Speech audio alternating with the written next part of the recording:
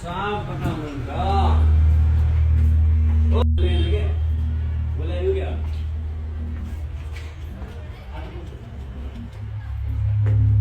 बोले आ गया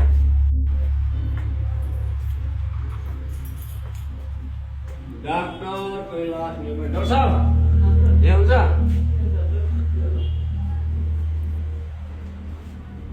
नमस्ते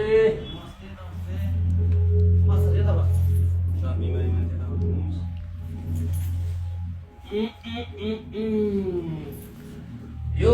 पाइल्स त्यसपछि फिसर फिस्टुला के चाहिँ राम्रो हुन्छ भनेर चाहिँ हामी आम सुनेर त्यसको बाँच्नु लक्षण के हो त्यसको यो बिमारी हो मेरो भाइ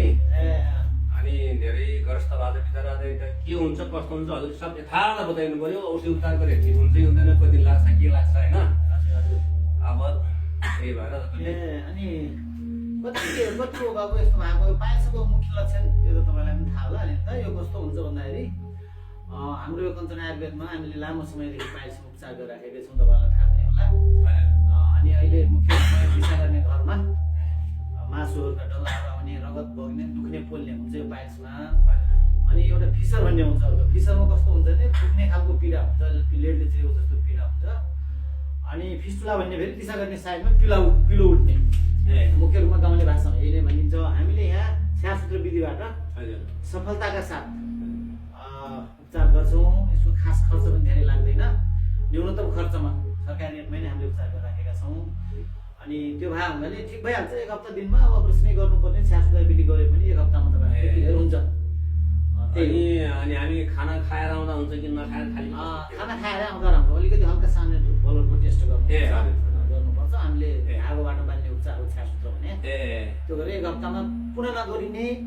कम खर्चिलो र फेरि पटक पटक नहुने खालको तरिकाले हामीले उपचार सफलताका साथ गरिरहेका छौँ। अनि यो के अरे कञ्चन आयुर्वेद क्लिनिक तुलसीपुर दाङ जेसी चौकभन्दा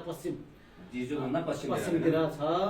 यहाँहरूलाई र अरू यहाँहरूका कोही आफन्तहरूलाई त्यस्तो भयो फेरि पठाइदिनु होला भन्ने म यो कुरा सुनेर राम्रो छ खुसी लाग्यो। हजुर अब हामी कहिले भोलि पर्सि अब भोलि अहिले आज बिदा पनि छ बेतमलाई जानु छ अहिले एकछिन हुन त हामी 24 घण्टा सेवा दिइरहेको छौँ। अब भोलि आज ब्लड टेस्ट गराउनुहोस् म यहाँ लेखिदिन्छु। हजुर ब्लड टेस्ट गराएर भोलि आएर त्यसपछि फेरि गरौँला है हुन्छ ल त्यो ब्लड टेस्ट गराउनु अनि बिहान है त धेरै धन्यवाद। यति राम्रो औषधि उपचार यहीँ तुलसीपुरले चाहिँ हामी दुनियाँ ठाउँ डुलिरहेको छौँ घुमिरहेको छौँ बेकारमा ल ल